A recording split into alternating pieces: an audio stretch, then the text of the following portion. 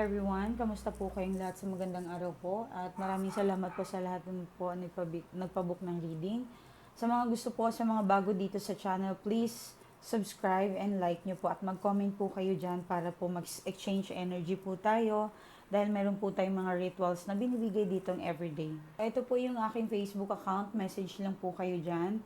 Nandiyan po yung admin natin, 24/7 po yan. Huwag po mag-alala pag hindi po kayo ma-replyan agad.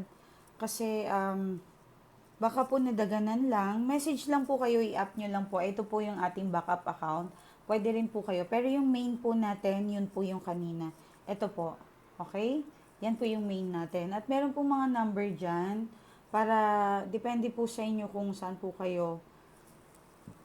Yan. So, para malaman nyo lang po yan, na yan po talaga ang Facebook natin. Okay. So, checking energies tayo ngayon. Kamusta? Kamusta kayong lahat? Para exchange energy tayo, subscribe and mag-comment po kayo and i-like nyo po yung video natin, ha? So, your energy today, check natin kung kamusta na. Ano yung mga... This is the subliminal message for you.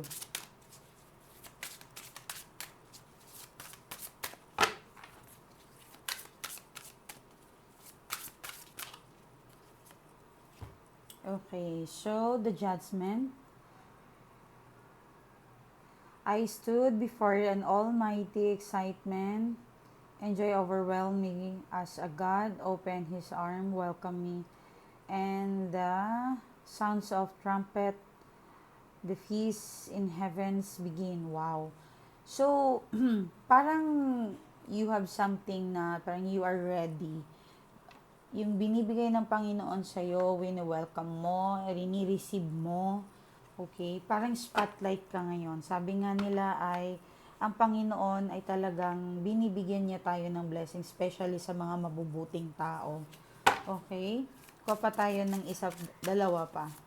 Two more. Okay? The Magicians. Abracadabra, baby. The Magicians is in the house, ready to manifest some serious magic. Wow! Uy, excitement to, ha? Okay. Ang ganda. Parang na-excite ako. Meron akong gagawin natin mamaya. Sana hindi ko makalimutan. Seven of Pentacles. Patience is the key. When you're waiting for the perfect moment in the harvest, moment to harvest, even it doesn't happen when you expect it to eat. Okay. May idea na ako. I know. Alam ko na kung anong binibigay sa inyo ng universe na. Sabi ko nga, this is a subliminal message. So, it's like, can you feel it? Parang kinakausap tayo ng universe ngayon through tarot. Diba? Ang galing through cards. Parang ang dami niyang gustong sabihin. Okay. When you feel like sometimes na parang, bakit parang hindi ako pinapakinggan ng Panginoon? Ba't parang hindi binibigay sa akin yung mga gusto ko? Kung ano yung mga gusto ko, kung ano yung, hindi naman ako masamang tao. Sorry, Phoenix ko lang yung mic ko. So, hindi naman ako masamang tao. Lahat naman ginagawa ko, nagsisipag naman ako. Nagdadasal naman ako lagi.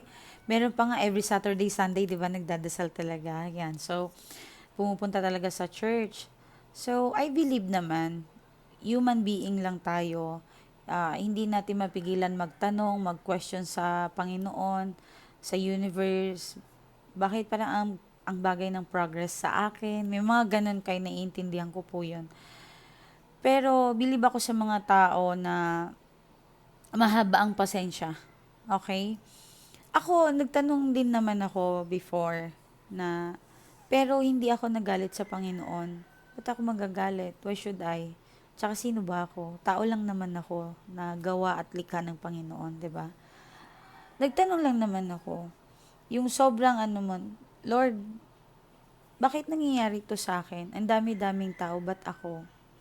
'Di ba? Ba't ako? Minsan actually wala namang sagot sa katanungan natin eh. Pero ang gagawin kasi ng Panginoon, may mga bagay siya na ibibigay sa atin na marirealize natin kung ano yung dapat niyang or ano yung sagot sa mga tanong mo. Marirealize mo na, kaya pala ginawa yun sa akin. 'Di ba? Meron diyan sobrang ano na pala pero boom. Sobrang hirap pinadaan pero biglang tatanggalin sa kahirapan. 'Di ba may mga ganon.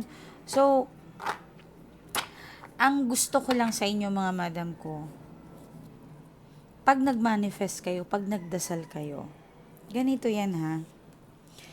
Para kang nag nag-bake ng macaroni or anything na bake, kung anong binibake mo. Okay? Pag nagluluto ba tayo, lagi nating chine-check. Ah, 'Di ba, tinatakpan natin 'yan kapag nagluluto. Pag nagbe-bake naman, kailangan sarado. So, kapag lagi natin yan chine-check, na-excite tayo, nandun yung feeling na nagmamadali tayo. It's either sobrang luto or sobrang hilaw. Hindi siya perfect. Trust the process. You need to believe na yung minamanifest mo, yung dinadasal mo sa Panginoon, ay mangyayari. Trust the process.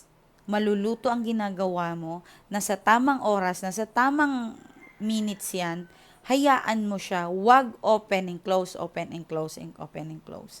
No. Sa tuwing magdadasal tayo, excited ako mangyari to, ganito, ganito. Mas the more mo na chini-chase, mas lalong lalayo sa'yo. Ganun lang po yun mga madam ko. Basic lang ang manifestations at yung pagdasal natin mga madam ko. Pero napaka-easy peasy po talaga. If pag nagmamanifest tayo, kailangan yung full trust natin ng doon. Hindi yung try ko nga kung magkatotoo to. That's negative talaga. Hindi mangyayari yan. Subukan ko nga to kung totoo to. Try ko nga to kung ganito, no. 30% could be may mangyari, could be walang mangyari. Yes. Kaya nga, sabi ko nga sa pagluto, parang hilaw yan. Overcook, sunog. Yan. Kasi, wala na irritable ka, nagmamadali ka, yan, excited, yan, chaser. Well, chaser ba? Chasing? Bahala kayo. Basta.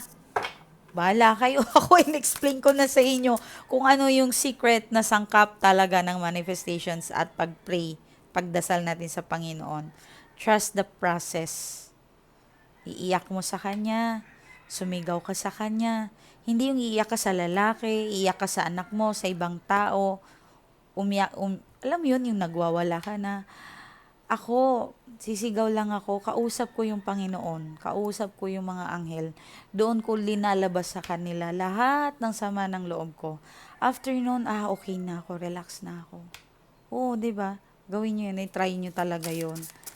Okay. Pero syempre, huwag kayong maglagay sa sakit ng puso ninyo or bigat. Uy, ano ba yan? Ang ganda ng cards ninyo. Naku talaga. Diyos ko. Thank you so much. 10 of Cups and Wheel of Fortune. The Hermit. Pwede kayong magtaya ngayon. Yes, pwede kayong magtaya. Pwede. May pera, may blessings. Pero again, wag po kayong magtaya ng malaki. Saktuhan nyo lang. Something receiving, bagong work, bagong lakad, hindi ko alam kung anong pinaplano mo, pwedeng may makilala ka lang somewhere, biglaan to. Yan, grabe, amazing talagang Panginoon kung ibibigay niya ay para sa'yo. Mayroon right time po talaga yan. Okay? So, something na may inaasahan ka talaga na makikita. Yes, makakausap. Yeah. Okay?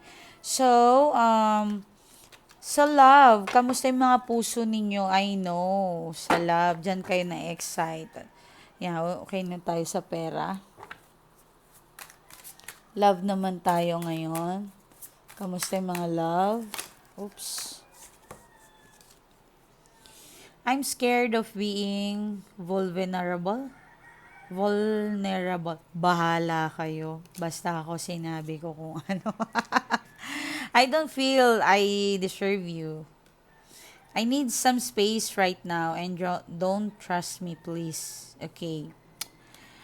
Well, sabi ko nga sa inyo, ang pagpapatawad nagiging kahinaan ninyo, 'di ba?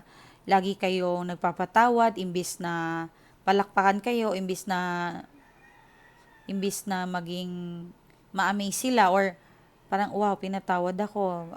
Karagdagan 'yun ng pagkatao mo, pero hindi kasi feeling nila kasi kapag nagpatawad ka mahina ka. Okay. Anyway, parang nasisense ko, parang umiiwas lang siya. Kasi dito, I'm scared of being vulnerable with you. Parang ayaw niya pangunahan yung sitwasyon na parang ayaw niya talikuran, ayaw niyang ikaw ang maunang mag-block sa kanya, ayaw niya ikaw yung unang tatalikod sa kanya. Okay? Yeah, may saltik to ngayon ah. Tingnan natin.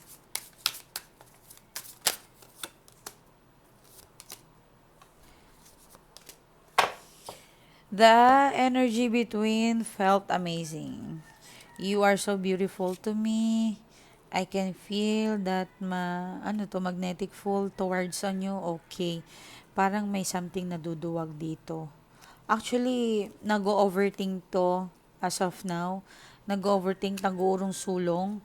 Pag meron kayong mangliligaw gusto ninyo o duwag ito, wag na kayo magpatagal. Wag na kayo din maarte, magparamdam na rin kayo kung gusto nyo talaga sila, 'di ba? So if ever nagsasama kayo, nagpaparamdam, umuuwi or parang ang lalaki naman kung liniligawan nila tayo in a ibang way. 'Di ba?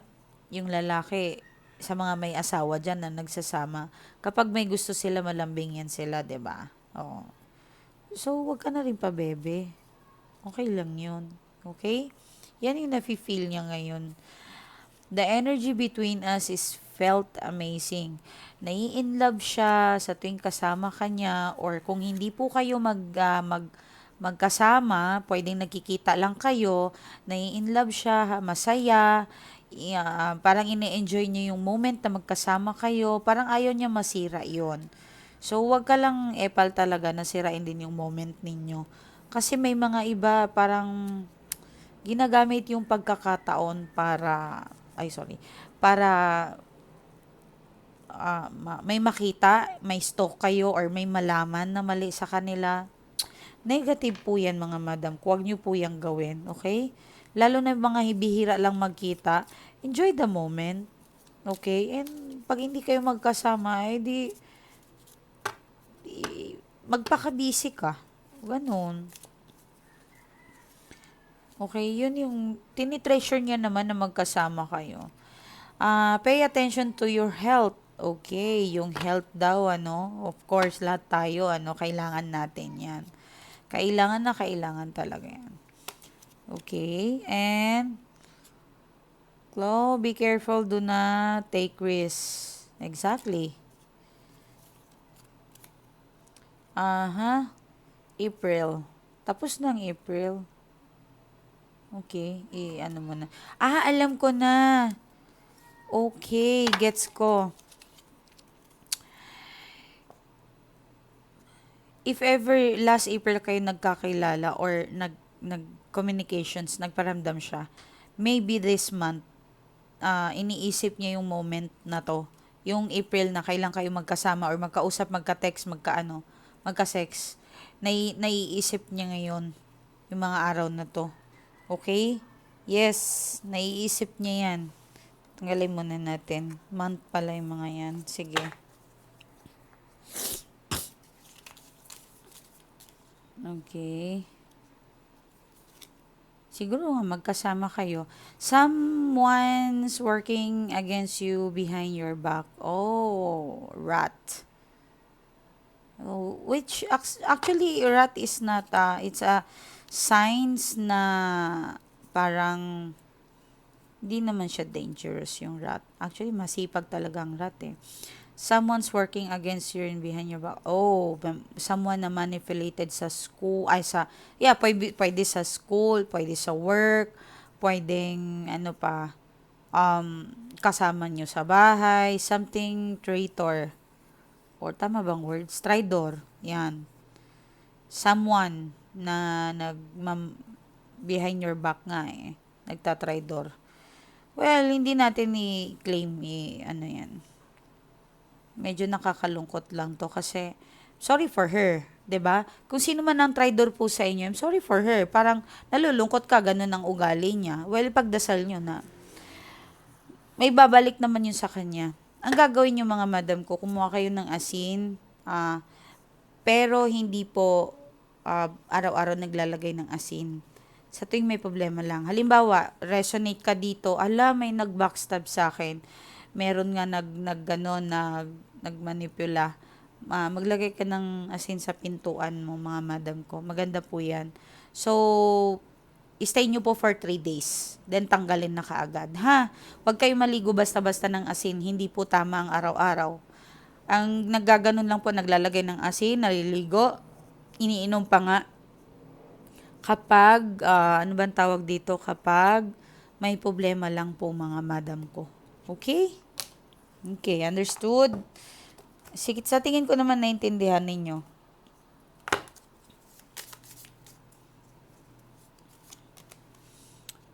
Courage, ano to? A journey, physical or mental. Okay. Take care of yourself. Medyo makakaramdam siguro kayo ng lungkot, but okay lang. Career, wow. O, anong meron sa career? Success, oh my God. O, 'di ba? Lahat ng inaapi. Lahat talaga ng inaapi, inaangat ng Panginoon. Masya Allah. Okay. Let's do this. Sana, ready na kayo? Mag-exchange energy tayo, ha? Okay. Yes, I am your manifestations master today. Exchange energy tayo. Para ma-claim natin yung positive energy. Hinga ng malalim. Okay. More. Pag ayaw nyo sumama, okay lang, okay? Kung nasa trabaho kayo, do it mamaya, pwede rin.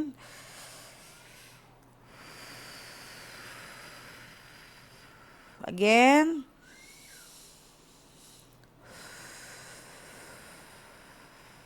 Exchange energy. I am sending you my positive energy.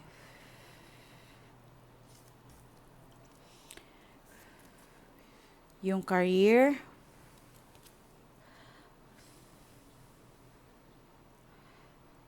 Magiging success. Yung anak mo, magiging success.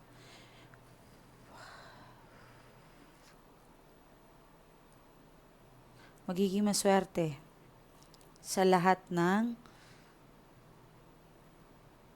lugar na pupuntahan mo. Mapabahay, mapalabas.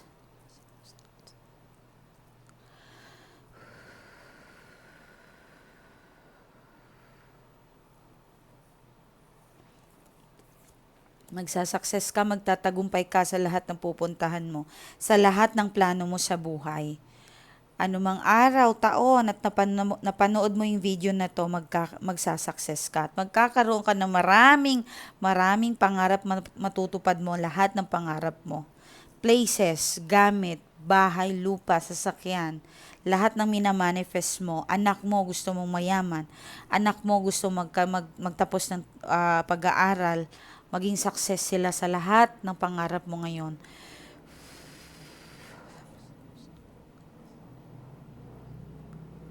Kumuha kayo ng tubig, kahit isang baso. Pag nagmamadali kayo, pwede 1 liter. Pwedeng pangligo, pwedeng i-ano nyo sa bahay nyo.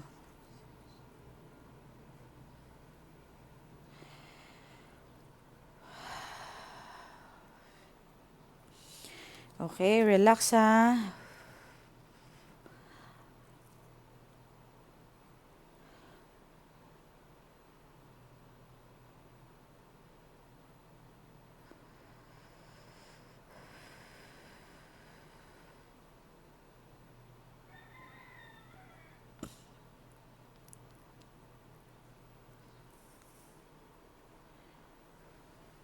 Okay.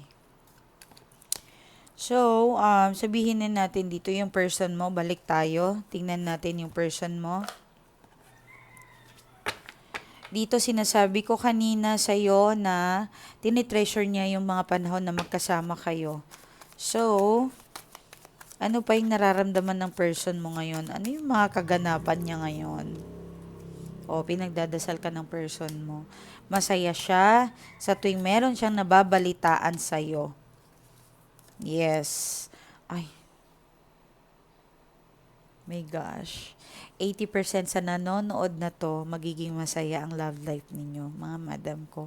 Yes. Ang ganda, love and money. Ang ganda ng readings ngayon. Mm-mm. Bakit naman gusto niya makipagbalikan? Wala na tong ginawa kundi mag-stalk sa'yo at nababalitaan niya kung gaano ka ka-success, kung gaano ka kasaya. Or kung hindi man to magpaparamdam sa'yo, sobra po itong nag-overthink, malala ang pag-stalk niya sa'yo. Yes, sobrang lala. Habang ikaw naman parang wala ka na eh, parang hindi mo masyadong pinofocus yung energy mo ngayon sa kanya. Yes, parang marami akong pagkaabalahan. Mas maraming importanteng bagay na uunahin ko. Parang ganun yung energy mo. Because dahil yung career mo, nagpo-progress talaga. Umiikot ka ngayon sa magandang paraan, mga madam ko. Gusto makipag-usap yan sa'yo. Nasa sa inyo na yan kung gusto yung kausapin yung person nyo o hindi. Okay? Kayo rin po yan na makakapag-decide. Pero, I think someone na gusto kang i-date, kung if ever single ka, may mangliligaw ka, okay, may mababalitaan ka. Soon as possible, mangyayari po ito, mga madam ko. So, maraming salamat sa mga gusto po magpa-reading po kayo. Nandoon po yung ating Facebook account. Pinakita namin kanina. May mga number po dyan at pwede may Viber tayo. Viber na lang para ma-check kayo ng admin. Kasi admin po talaga mga may hawak niyan.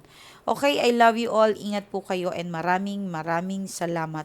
Kanina yung tubig, gusto nyong inumin, uminom kayo, isaboy nyo sa bahay nyo, pwede po yan mga madam ko. Okay? So, good luck sa inyo mga madam ko. Bye!